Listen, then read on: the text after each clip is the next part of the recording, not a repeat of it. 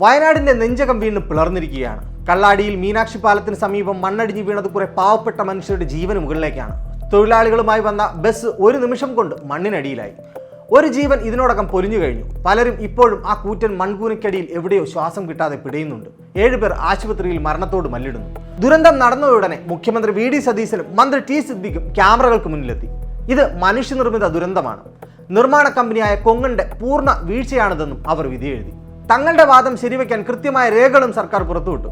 പദ്ധതി പ്രദേശത്ത് അശാസ്ത്രീയമായി മണ്ണ് കൂട്ടിയിട്ടത് കാരണം കനത്ത മഴയിൽ സോയിൽ പൈപ്പിംഗ്, സ്ലോപ്പ് സ്റ്റെബിലിറ്റി എന്നീ പ്രതിഭാസങ്ങൾ വഴി വൻ അപകടമുണ്ടാകുമെന്ന് ജൂൺ 25 PWD യോഗത്തിൽ തന്നെ കണ്ടെത്തിയിരുന്നു അത്രേ.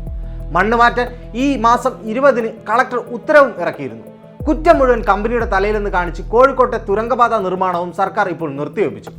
കേൾക്കുമ്പോൾ സർക്കാരിൻ്റേത് വളരെ കൃത്യമായ നടപടിയാണെന്ന് തോന്നും. പക്ഷേ ഇവിടെയാണ് നമ്മൾ യഥാർത്ഥ ചോദ്യങ്ങൾ ചോദിക്കേണ്ടത്. വലിയൊരു ദുരന്തം ഏത് നിമിഷവും സംഭവിക്കുമെന്ന് ജൂൺ 25 തന്നെ സർക്കാരിന് കൃത്യമായി അറിയാമായിരുന്നു. ഈ പ്രദേശത്ത് ചെറിയ മഴ പെയ്താൽ പോലും വൻ അപകടമുണ്ടാകുമെന്ന് മന്ത്രിമാർക്കും കളക്ടർമാർക്കും ഉദ്യോഗസ്ഥർക്കും ബോധ്യമുണ്ടായിരുന്നു. എന്നിട്ടും മരണം വായ് പിളർന്നു നിൽക്കുന്ന ആ മണ്ണിലേക്ക് എന്തിനാണ് ഈ പാവപ്പെട്ട തൊഴിലാളികളെ സർക്കാർ വീണ്ടും പറഞ്ഞയച്ചത്?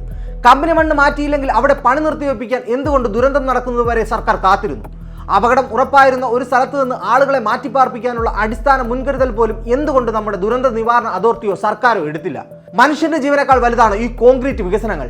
എല്ലാം കഴിഞ്ഞിട്ട് കുറ്റം മുഴുവൻ ഒരു കമ്പനിയുടെ തലയിൽ അടിച്ചേൽപ്പിച്ച് പത്രസമ്മേളനം നടത്തിയാൽ സർക്കാരിന് ഈ കൊലപാതകത്തിന്റെ ഉത്തരവാദിത്തത്തിൽ നിന്നും ഒളിച്ചോടാനാകുമോ?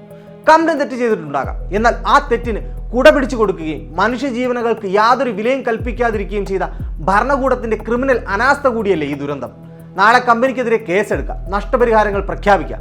പക്ഷെ ആ മണ്ണിൽ ജീവൻ പിടഞ്ഞു മരിച്ച മനുഷ്യർക്ക് ആര് ഉത്തരം നൽകും? അപകടം മുൻകൂട്ടി അറിഞ്ഞിട്ടും അത് തടയാൻ ശ്രമിക്കാത്ത അധികാരികൾക്ക് ഈ ചോരയുടെ കറയിൽ നിന്നും അത്ര വേഗം കൈകഴുകി മാറാൻ കഴിയില്ല.